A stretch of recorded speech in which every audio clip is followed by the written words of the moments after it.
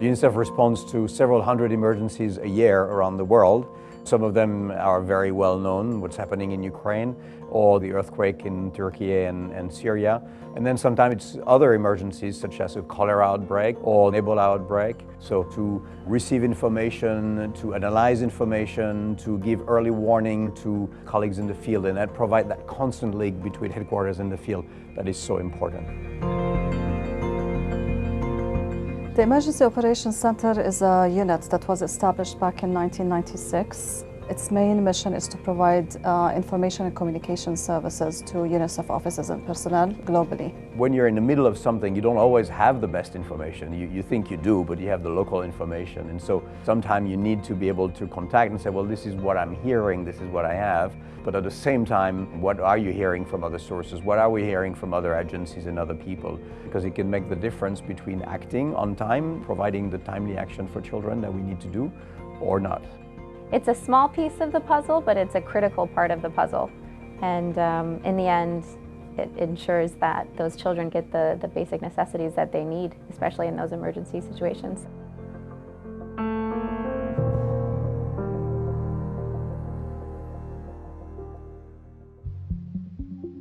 Our task is right from the beginning, which is sending out that early warning alert. We have a team of 7 emergency watch associates, and their main task is making sure that they keep an eye on all the developments across the world to identify any potential trends that could have an impact on the well-being of children and also could trigger, for instance, a security event or incident. We're constantly being bombarded with news, and we have to also filter through what is important for our UNICEF colleagues and our programs. Our colleagues in the field are doing their jobs. They're providing supplies, delivering services, and implementing the programs. They don't necessarily have the time to filter through all these alerts and decide, what's important and what can impact them and their programs. We keep an eye on our inbox constantly. We're monitoring the news a lot. It's a bit of everything. You're keeping an eye on various news aggregator platforms. We have TV screens up in the back. We have a lot of apps on our phones that will give us alerts. When it comes to social media and credibility, yes, everyone right now has their cell phones. They can be recording anything that's going on live on these social media platforms. But for OPSCEN, we want credible news. Do you want to maybe contact our security colleagues on the ground in that region? Hey, we're getting reports of this happening. Is this something you could validate for us? We deliver the information to right people at the right time. So this map going to be used for missions and also high-level briefings. And for some security analysis, we include the UNICEF offices, the roads, the airports, the border crossings. There are a few qualities that I think are really critical when it comes to being a watch associate. You need to be flexible. You need to be patient. Always show empathy for the colleagues going through difficult moments. People are under pressure, and when under pressure, they tend to be impatient, which is normal. And so you need to remain calm. When the earthquake in Turkey and Syria happened, I was actually the person that was on shift. It was actually 4 o'clock in the morning, if I recall, in Turkey. The first step was to create that alert, so including everybody, the senior management, our emergency team, the UNICEF country office, the UNICEF regional office, so that everybody is situation aware of what has happened in that area. OPSCEN were supporting me with information that I was not able to reach at that moment. I was doing the head count. The phone lines were so busy, and we have this internet connection problems.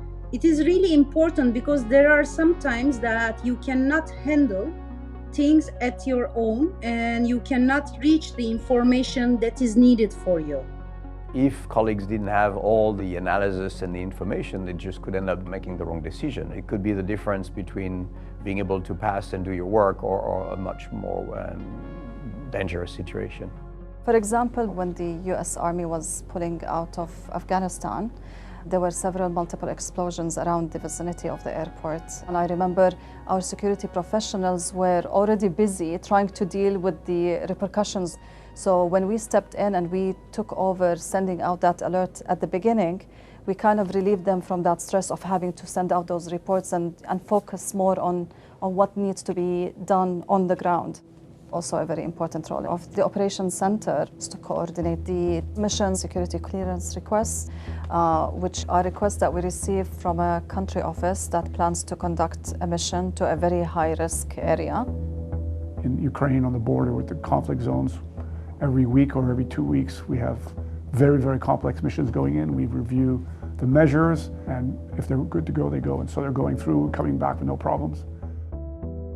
Last week, I participated in a mission to Kherson in the south of Ukraine to fix the sewer lines that had been destroyed due to the intensive shelling and to clear a water purification facility. When we're in the working day, there might not be anybody awake back at New York headquarters, and there's so many people involved that need to sign those documents. So it's essential that there's an office back there that's able to support and is monitoring the current situation when you're trying to get these approvals in. Then OPSCEN will start receiving real-time updates from the country office about the progress of the mission until its completion. It's not only about the response, we also send out different types of alerts on potential emergencies that could take place. That capacity to anticipate better is extremely important. And it could be anticipate a cyclone, but it could be also anticipating a particular political crisis in a country. Unfortunately, the world has become more and more dangerous for humanitarians around the world. Increasingly, we have colleagues going to places where the risk is very high. We need to be able to work with them, analyze, make sure that all the security measures are in place. It's the overall enabling environment so they can actually do their work as well as possible.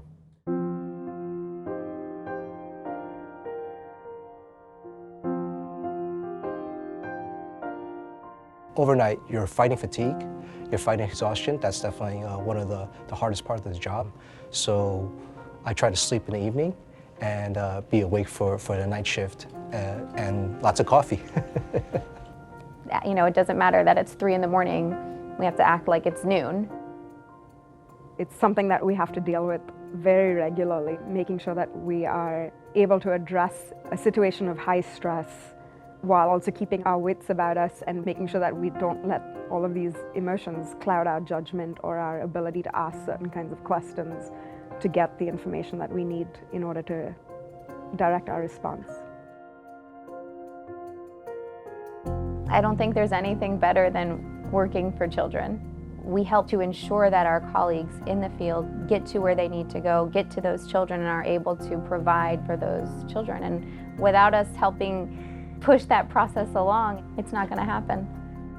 The reason why I love UNICEF is because of its mandate. I'm a descendant of refugees myself, and knowing that I'm contributing in any way, it's a very rewarding feeling. We would like our colleagues in the field to be aware that there is a unit in the headquarters that is working 24/7, and it's readily available to provide them with support with anything that they may need. We're with you, even though we're not there on the ground with you. I've been in the field myself for many years, and I knew that when I needed to get an information about something I wasn't sure about, or when I was facing serious security risks for myself, for my colleagues, for my family, I knew I had a phone number I could call, I knew I had an email address I could contact, and so I really advise colleagues to use that facility, use the analysis, the information, and then in times of crisis, we're really here to help.